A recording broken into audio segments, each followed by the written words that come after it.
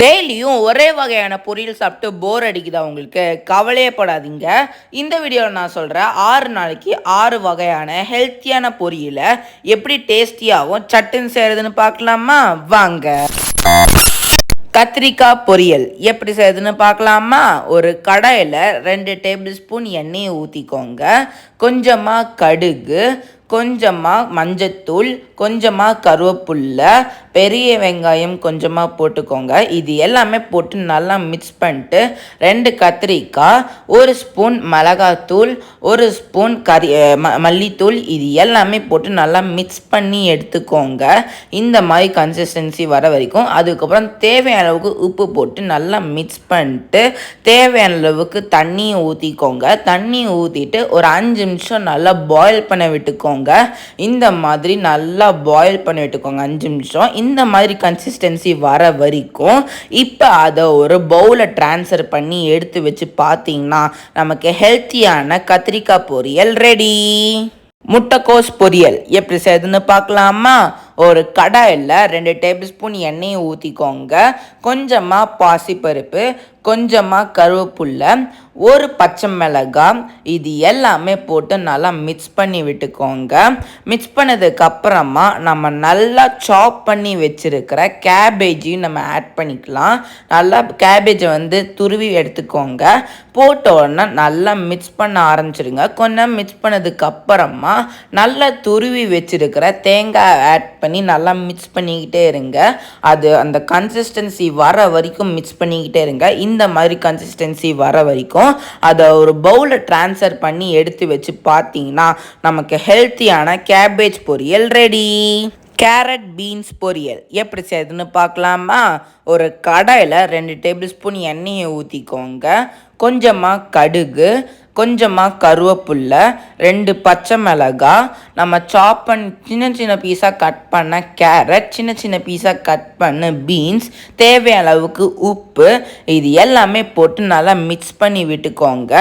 நல்லா துருவி வச்சுருக்கிற தேங்காவையும் ஆட் பண்ணி நல்லா மிக்ஸ் பண்ணிக்கிட்டே இருங்க. இந்த மாதிரி கன்சிஸ்டன்சி வர வரைக்கும் மிக்ஸ் பண்ணிக்கிட்டே இருங்க. அது ஒரு பவுலில் ட்ரான்ஸ்ஃபர் பண்ணி எடுத்து வச்சு பார்த்தீங்கன்னா நமக்கு ஹெல்த்தியான கேரட் பீன்ஸ் பொரியல் ரெடி. பொட்டேட்டோ பொரியல் எப்படி செய்யுதுன்னு பார்க்கலாமா? ஒரு கடாயில் 2 டேபிள் ஸ்பூன் எண்ணெயை ஊற்றிக்கோங்க. கொஞ்சமாக கடுகு, கொஞ்சமாக சீரகத்தை ஆட் பண்ணிக்கோங்க.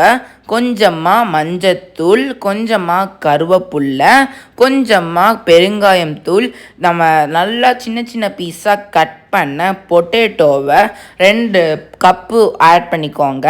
இது எல்லாமே போட்டு நல்லா மிக்ஸ் பண்ணி விட்டுக்கோங்க.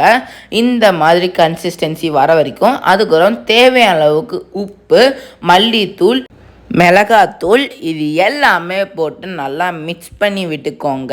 ஒரு 2 மினிட்ஸ் நல்லா மிக்ஸ் பண்ணதுக்கப்புறமா இந்த மாதிரி கன்சிஸ்டன்சி வர ஆரம்பிச்சிடும். இப்போ அதை ஒரு பவுலில் ட்ரான்ஸ்ஃபர் பண்ணி எடுத்து வச்சு பார்த்தீங்கன்னா நமக்கு ஹெல்த்தியான உருளைக்கிழங்கு பொரியல் ரெடி. பீட்ரூட் பொரியல் எப்படி செய்யுதுன்னு பார்க்கலாமா? ஒரு கடாயில் 2 டேபிள் ஸ்பூன் எண்ணெயை ஊற்றிக்கோங்க. 2 பச்சை மிளகாய் சின்ன சின்ன பீஸாக கட் பண்ணி போட்டுக்கோங்க. சின்ன சின்ன பீஸாக கட் பண்ண பீட்ரூட்லேயும் அதை ஆட் பண்ணிக்கோங்க. லைட்டாக மிக்ஸ் பண்ணதுக்கப்புறமா தேவையான அளவுக்கு உப்பு போட்டு நல்லா மிக்ஸ் பண்ணி விட்டுக்கோங்க. இப்போ தேவையான அளவுக்கு தண்ணியும் ஊற்றி ஒரு 5 நிமிஷம் நல்லா பாயில் பண்ண விட்டுக்கோங்க. இப்போ நல்லா துருவி வச்சுருக்கிற தேங்காவையும் அதில் ஆட் பண்ணிக்கோங்க.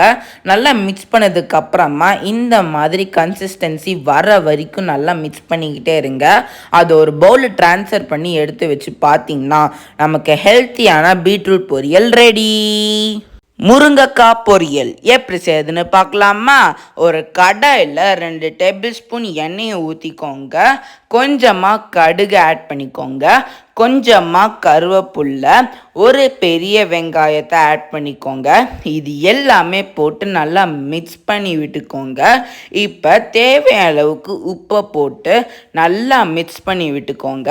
இப்போ முருங்கைக்காவையும் அதில் ஆட் பண்ணி நல்லா மிக்ஸ் பண்ணி விட்டுட்டு சாம்பார் தூளையும் அதில் போட்டு நல்லா மிக்ஸ் பண்ணி விட்டுக்கோங்க. நல்லா மிக்ஸ் பண்ணதுக்கு அப்புறமா தேவையான அளவுக்கு தண்ணியை ஊற்றி ஒரு 5 நிமிஷம் நல்லா பாயில் பண்ண விட்டுக்கோங்க. இப்போ கொஞ்சம் கொஞ்சமாக தண்ணி கம்மியாக ஆரம்பிக்கும். அப்போ நல்லா மிக்ஸ் பண்ணிட்டு இந்த மாதிரி கன்சிஸ்டன்சி வர வரைக்கும் நல்லா மிக்ஸ் பண்ணி விட்டுக்கோங்க. இப்போ அதை ஒரு பவுலில் ட்ரான்ஸ்ஃபர் பண்ணி எடுத்து வச்சு பார்த்தீங்கன்னா நமக்கு ஹெல்த்தியான முருங்கைக்காய் பொரியல் ரெடி. சுவையான உருளைக்கிழங்கு பொரியல் ரெடி ஆயிடுச்சு. இப்போ வாங்க டேஸ்ட் பண்ணி பார்க்கலாம் எப்படி இருக்குன்னு.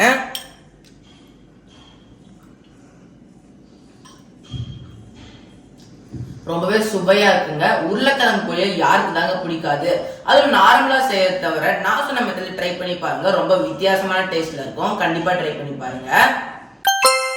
இப்ப சுவையான முட்டைக்கோஸ் பொரியல் ரெடி ஆயிடுச்சு. இப்ப வாங்க டேஸ்ட் பண்ணி பார்க்கலாம் எப்படி இருக்குன்னு.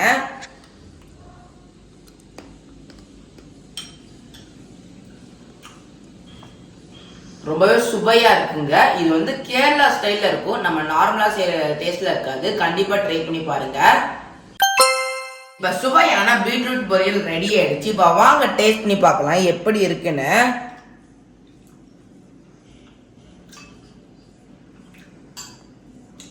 ரொம்பவே சுவையா இருக்குங்க.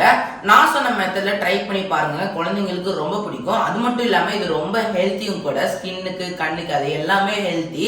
கண்டிப்பா ட்ரை பண்ணி பாருங்க. சுவையான கேரட் பீன்ஸ் பொரியல் ரெடி ஆயிடுச்சு. இப்ப வாங்க டேஸ்ட் பண்ணி பார்க்கலாம் எப்படி இருக்குன்னு.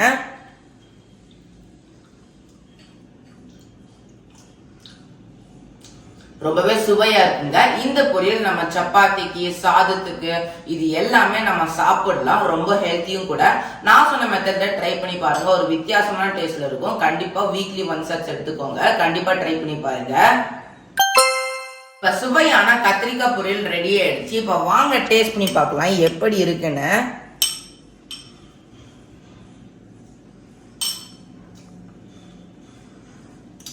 ரொம்பவே சுவையா இருக்குங்க. கத்திரிக்காய் பிடிக்காதவங்களுக்கு கூட இந்த மாதிரி செஞ்சு கொடுங்க. ஒரு சிக்கன் டேஸ்ட்ல இருக்கும். நான் சொன்ன மெத்தட்ல ட்ரை பண்ணி பார்த்தீங்கன்னா ஒரு வித்தியாசமான டேஸ்ட்ல இருக்கும். கண்டிப்பா ட்ரை பண்ணி பாருங்க. இப்ப சுவையான முருங்கைக்காய் பொரியல் ரெடி ஆயிடுச்சு. இப்ப வாங்க டேஸ்ட் பண்ணி பார்க்கலாம் எப்படி இருக்குன்னு.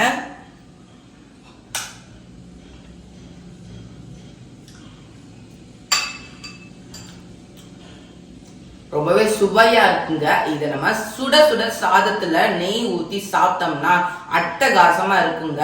நான் சொன்ன மெத்தட்ல செஞ்சு பாருங்க. ஒரு வித்தியாசமான டேஸ்ட்ல இருக்கும். கண்டிப்பா ட்ரை பண்ணி பாருங்க. இப்ப நான் சொன்ன 6 நாளைக்கு 6 வகையான டேஸ்டியான பொரியலை உங்க வீட்டுல இருக்கிறவங்களுக்கு செஞ்சு கொடுத்து அசத்துங்க. வீக்லி ஒன்ஸ் ஆச்சு எடுத்துக்கோங்க. டெய்லியுமே ஒரே வகையான பொரியல் சாப்பிடாம இந்த மாதிரி டிஃப்ரெண்ட் வெரைட்டியா ஹெல்த்தியான பொரியல் சாப்பிடுங்க. இதே மாதிரி இன்னொரு இன்ட்ரெஸ்டிங்கான வீடியோல உங்க எல்லாத்தையும் பார்க்கறேன். அது வரைக்கும் பாய்.